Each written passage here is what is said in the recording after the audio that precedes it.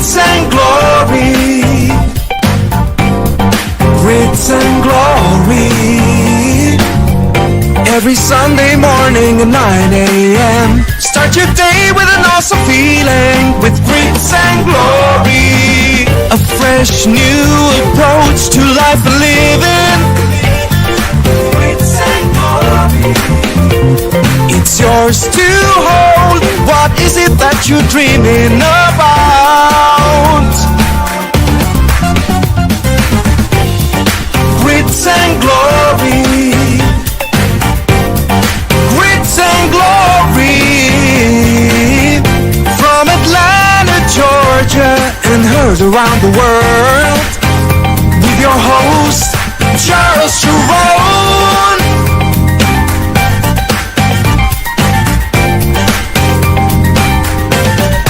Grits and glory.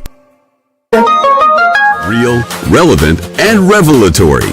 The ministry of Dr. Charles Jerone Francis II has been blessing people around the world for over 25 years. Please prepare for a God encounter you will never, ever forget. Join us now as we prepare to hear a word from the Lord through our apostle, Dr. Francis. Well, happy Sunday to each and every one of you who are joining me, and to all of the fathers, happy Father's Day.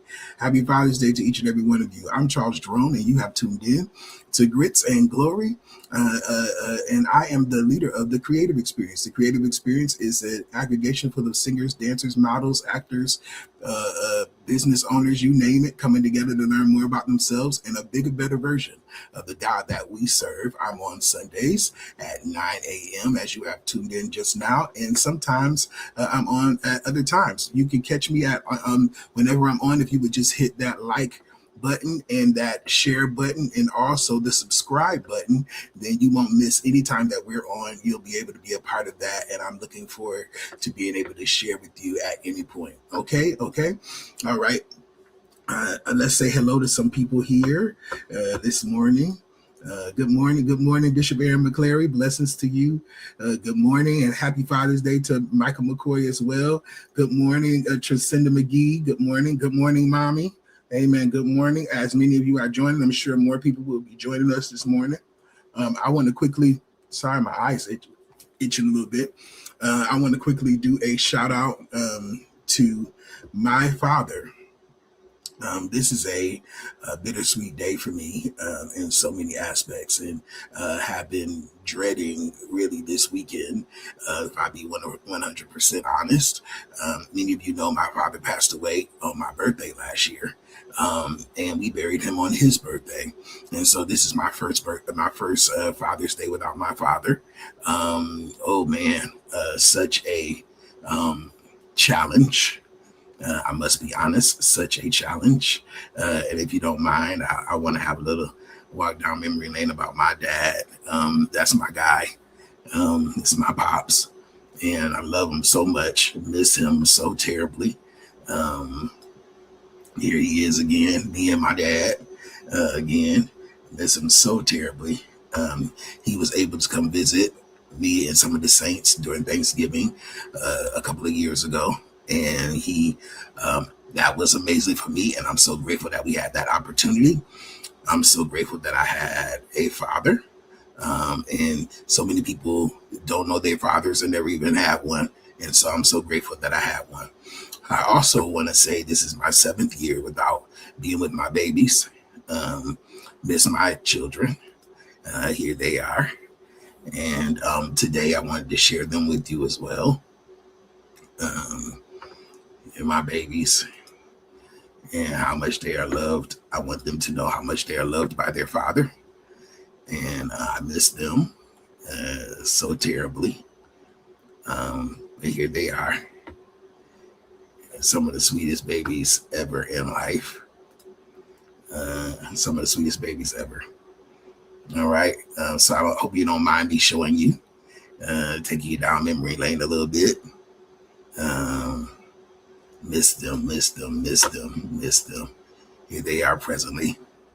Miss them so much. All right, so you got a chance to get all of that. Thank you for obliging me to be able to share. And we are all good. We are all good. Okay. I just looked here. Sometimes I can see everybody who's on, and then sometimes I can't. It seems like one mode I can see 130 people, and another mode I can only see 6 of you. This is so weird. But anyway, we're here. All right. Let's get cracking. I want to talk today about forgiveness. I hope you saw that. I'm sure you saw that on there. I forget exactly what I labeled it, but forgiveness and closure. That's what I labeled it. I want to say this. I have grown to understand, many times we scream about closure. I need closure. I need closure. I can forgive, but I need closure. And this happened, but I need closure. And that happened, but I need closure. And so today I want to deal with a couple of things that I think will help you. Some notes that I've taken over the years that I believe will be a help to you. And any of you that want to help me scribe with this in the chat, that would be great. Trisenda did that the last time. And so if she wants to continue that, that'll be great, Trisenda, if you want to, or mom, whoever. All right, this is my first note. Forgiving people in silence and never speaking to them again is a form of self-care. Forgiving people in silence and never speaking to them again is a form of self-care. One more time for the people in the back. Forgiving people in silence and never speaking to them again is a form of self-care. The way I came up and the way I was raised as a pastor, as a preacher, I told you I was so raised as a preacher. If I got in trouble, my grandmother would say, "Is that what bishops do?" Bishops don't do that. If I made a mistake or if I, got angry or whatever the case may be, she'd be like, "Is that what bishops do?" Like, it was serious. I was literally raised almost like I was a part of the monarchy. And my grandmother was really serious about that. And so there would be lots of things that she would be getting on me about. And one of those things was making sure I forgave people and loving them as God loved them, meaning that if something happened, I was to forgive them and to receive them into my life. I think that me being raised by someone in the silent generation, besides my mom's a baby boomer, but my grandmother being raised by my grandmother as well, who was a part of the silent generation, sometimes gave me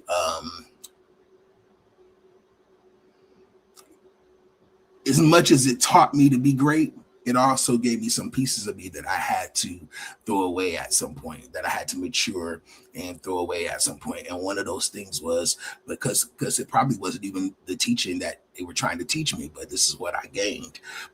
And one of those things was sometimes trying to still hold on to people after they have hurt you so terribly. And I thought that it was the best thing to do. I thought that it was the godly thing to do because I didn't understand. I basically was walking in spiritual bypassing because I didn't understand that, yes, I had the right. I had to forgive them. I was supposed to forgive them and love them and treat them with decency and respect, but I did not have to have them directly in my circle, or I did not have to continuously do them. And a lot of us are in those spaces now where we are abusing ourselves because someone did not do the proper thing, and we keep giving them chance after chance after chance because we think it's what God would want us to do. And I want to break that today and tell you that God wouldn't want you to be abused. Anybody hearing me? God wouldn't want you to be abused. He wouldn't want you to be in a space where you're constantly being hurt. You're constantly being tossed aside. You're constantly being not treated properly or unfairly. God would never be okay with that.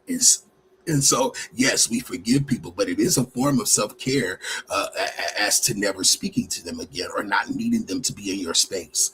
And I need for us to understand that. And I'm sure that there will be a billion schools or trains of thought concerning that. But that is my train of thought. There have been many times where I was abused on the account of trying to be godly. I was abused on the account of trying to be a great leader. I was abused on the account of trying to love on people who didn't want to be loved on or who took my love for granted. Okay. And so then at some point I had to decide this is not good for me. It's okay to decide that something is not good for you. It's okay to decide that some people aren't good for you. It's okay to decide that some people, places, and things aren't good for you.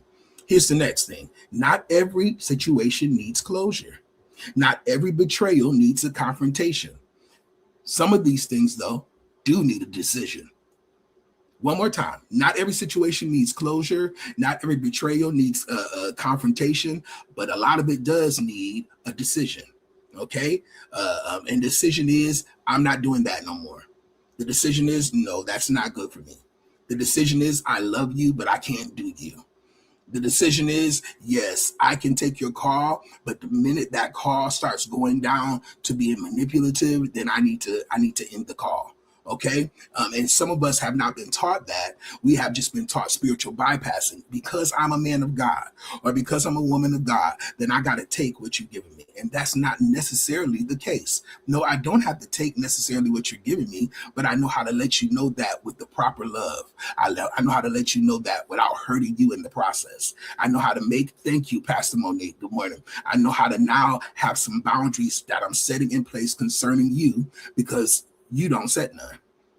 You ain't gonna follow none. And if I don't set it, then you're gonna be doing all kind of stuff. So now if I'm going to keep you around, then I gotta set new boundaries concerning you. And here's the truth. Some people I can't even keep around. I just have to be done.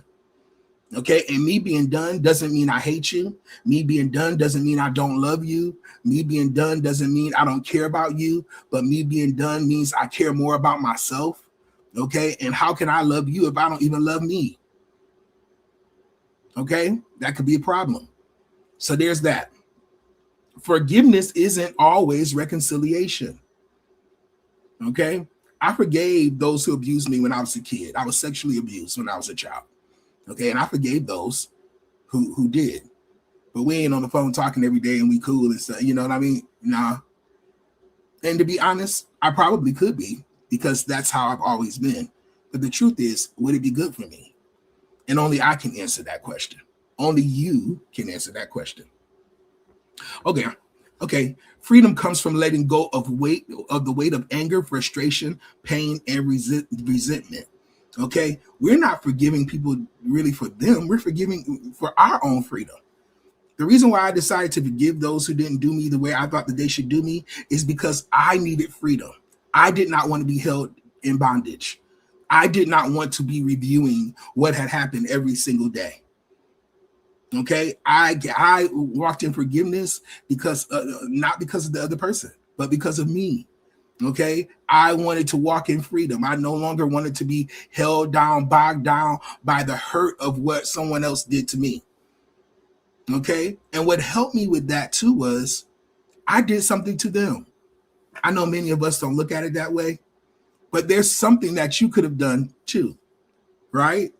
No matter how hurt or belittled or whatever you went through, there always has to be some self-evaluation. And that self-evaluation helps us to be better at evaluating others. Okay, I started looking at what's the pathology of the person who did that to me. Why do they do things like that? And that helped me to forgive. Maybe it's the parents that they had that didn't treat them so well. Maybe they walk in avoidance of handling serious situations because that's how they were raised. Okay, I take into accountability all of these different things. Okay, what's the pathology? Who are their parents?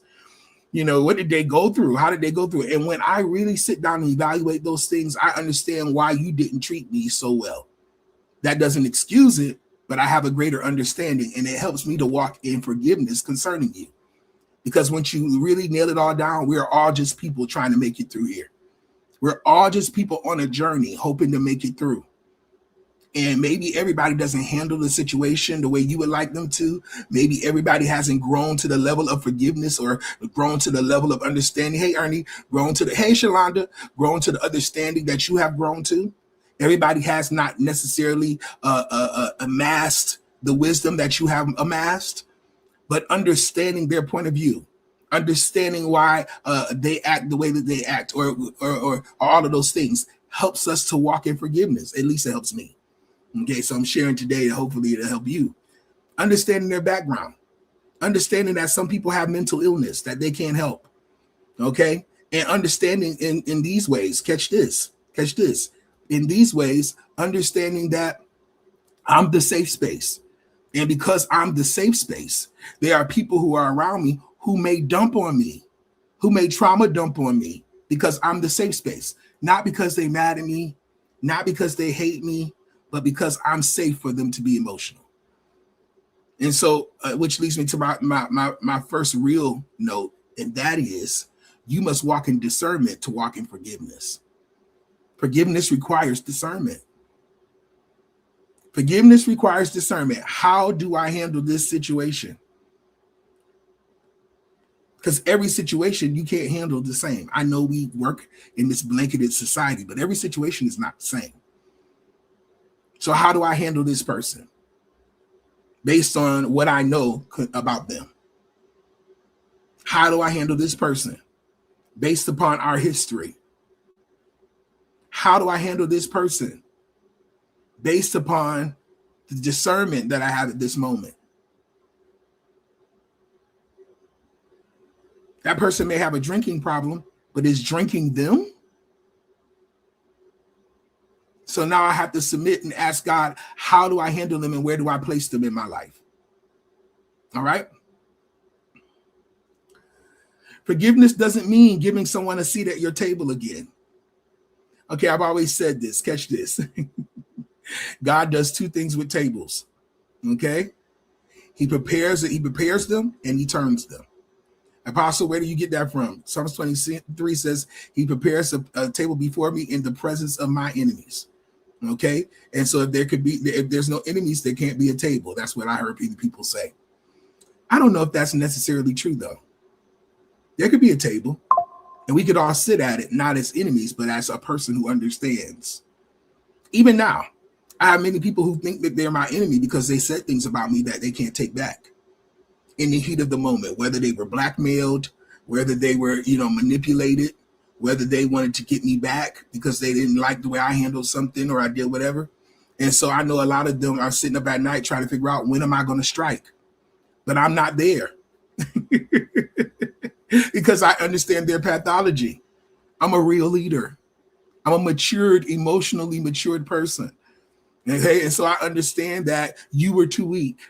I understand that you didn't have the capability or the capacity to be able to walk with me. You didn't understand where I was at this moment. And because I have the discernment to understand that, then I know how I can treat you. I can walk in forgiveness concerning you. And don't ever have to be in a space of payback or get back. Walking away in silence can be incredibly powerful. It shows maturity and gives you freedom. 5 years ago, I was humiliated publicly. Humiliated publicly. There's a video made about me. It hurt me tremendously. It hurt me tremendously that I felt at that moment that these people don't know my character better than that. It hurt me, the betrayal and the mocking and the all of those different things hurt me so terribly. And I thought that I would respond creatively with another video. I woke up one morning and the Holy Spirit said to me, no, you will not. You will respond in silence, Francis. Now go sit down and be quiet. I tried to do, I thought about it some more and I tried to do, he said, Francis, I said silence. If that means you have to remove yourself, be removed.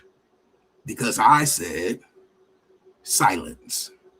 Has God ever spoke to any of you all and told you to be quiet? Okay. I realized, not at that moment, but a couple of years later, that my silence was powerful, that it showed my maturity. It showed my maturity that I could hold my peace and let the Lord fight my battle. Unfortunately, we live in a society that when you are in silence, it's automatically assumed as guilt. And so I was telling the Lord that as if he didn't know. And I remember the Lord said to me, Francis, this is not about what they think. This is about what I said. And I said, silence. That silence was more powerful than anything I could have ever said. It was more creative than anything I could have ever done. And it showed maturity on my part. 30 years ago, I stepped into ministry and I promised God some things and I had to walk that out. Here I am, still walking it out 30 years later. I gave him a yes to his will, glory, a yes to his way. And when you give that yes, it's irrevocable. And so I had to walk it out. Self-care is choosing peace over chaos, distance over trauma, and healing over hurt. Let me say that again. Self-care is choosing peace over chaos, distance over trauma, and healing over hurt. I understand all three of those. That's how I was able to put them here like this. Okay? I chose peace over chaos. Sometimes chaos never ends if you feed it. So sometimes you got to starve it. And the best way to starve it is with silence. I know people are still waiting for me to strike. They're waiting in vain because that's not going to happen. And believe it, not because I'm scared. Because I'm ruthless with my mouth, most certainly. And if I was in the streets, I could say I'm ruthless with these hands. Okay? But I'm just going to say I'm ruthless with this mouth. But I understood that self-care wasn't to feed into chaos. Self-care wasn't to show up where I wasn't welcomed or where people wanted me to show up so they can just treat me like dirt. Nah, I go where I'm celebrated, not tolerated. And I made the decision that I wasn't going to allow people's words to put me in a cage of hurt. So I made some decisions about my own self-care. What decisions are you making? I hope this is helping. I hope I'm not boring you. I know I ain't screaming and shouting and speaking in tongues, but you'll be all right. It's okay to protect your space and to protect your energy. There was things I wanted to be at. Funerals of people that I love dearly that I wanted to be at, but I chose not to go. Celebrations for people that I loved that I chose not to go to because I knew it would be chaos. Certain things that were said that I chose not to have conversations about because I was trying to protect my space and my peace. Many times I didn't answer the phone, still don't, when I'm protecting my space and my peace. Many of you know the health challenge that I've had since January. That required me to remove some people, not because I dislike them, not because I hate them, not because I don't love them, not because I don't care about them, but because it ain't good for me at this moment. Because it would make me feel sicker to have to do it. And sometimes when people are in emotional issues, they don't think about how it affects you. They only think about how it affects them. And so they will call you, they will text you with all of their drama and trauma. And I had to say no because I needed to protect my space. I needed to protect my energy. Are y'all understanding that? Sometimes that's what you got to do. Forgiving in silence is strength. Forgiving in silence is strength. As I said before, the forgiveness is not for the other person, it's for you. And so when we do it in silence, then what we're doing is we're working on what's going on the inside of us so that we can be better. Walking away is wisdom. I remember somebody was challenging me a couple of years ago, trying to hurt me about things that were said. And they just carrying on. They wanted me to fight with them. And I just turned around and walked away. I do it often. And I do it because it's wisdom to do it. I will never argue with people who are already hell-bent on how they feel about you. What are we arguing for? Feel how you want to feel. Just do it from away from me. Because how you feel about me is none of my business. So enjoy your feelings, your emotions without me. Because walking away is wisdom. Here's the last piece. Never looking back is self-respect. Never looking back is self-respect. There are people who are saying to me, I've been invited to so many things that I moved away from. I've been invited to preach at churches that I no longer deal with. I've been invited to be a part of organizations that I left. And people always think because they apologize or because they're being nice or because they want to buy you some dinner, then that means you're supposed to accept them back. Well, here's the truth. I'm not accepting you back because I'm mad at you. I'm not accepting you back because I outgrew you. I outgrew the movement.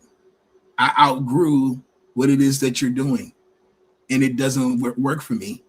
And my son, no self-respecting person would return to their own vomit. This is my last thing. The truth is peace. And peace is closure. Let me say that again. The truth, your truth, what you believe, is peace. And peace is closure, meaning that I may not need a conversation. I may not need a sit down, come to Jesus moment with you. I just need peace concerning you. And sometimes that peace is me walking away. Sometimes that peace is me not having the same conversations over and over again. Okay? And that peace brings closure. I'm okay. I recently walked away from some things this year, people, places, and things, and it brought me peace.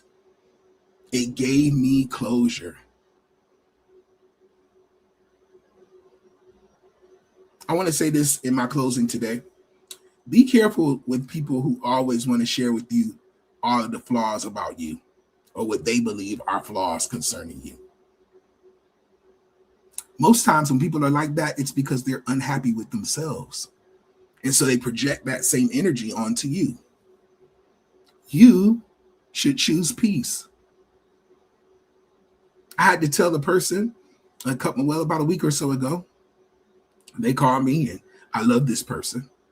And they called me and they were talking. And I had to finally say to them, hey, I'm not going to be able to talk to you no more if you're going to tell me what people think about me, because I'm not interested. So now, if you're going to call me to tell me that kind of stuff, get off my phone. I am trying to heal emotionally, and I'm trying to heal physically. All right. I told you all, even if I'm drowning, I tread water in public very well. So if I'm drowning, you won't know by looking at Grits and Glory. You would need to know me. Okay. And so to protect my peace, I told them I'm going to ration my phone calls from you because I need peace. And that's okay. All right. I've said something today. Hopefully I've said something that has blessed you, made you think.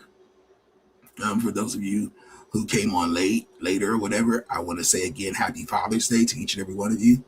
I want to say happy Father's Day to all of the men who are part of ministry with me, who serve with me. Deacon McCoy, happy Father's Day. DJ Wright, Jerone Wright, Pastor K.O. He's not a father, but he's fathered many. Deacon Hill, Deacon Dwayne, happy Father's Day. All of y'all, and Bishop Aaron McClary, happy Father's Day, man. I love y'all so much and appreciate you. So today, won't you sow with us on this great Father's Day? Would you do that? Pastor K.O., I'm not doing it with you today. Love you, man. Appreciate you. Pastor K.O. is a blessing to me, and I appreciate it. Sometimes in your worst hours, you never know who's going to be there. Somebody had told me 3 years ago that Pastor K.O. would be there for me in some of my worst hours. I wouldn't have believed it, but I'm so appreciative that God sends those to see about you and who love you. All right, so with us today, you can use, I appreciate you, man. You can use Zelle or PayPal. That's charlesjerone@gmail.com, charlesjerone@gmail.com. Or you can use this link that's down there in the bio, okay? Or you can use the Apple Pay link, which is my phone number. All right. I love you all so much. I want you to have the greatest day possible in the wonderful, matchless name of Jesus. Peace, peace, and peace again.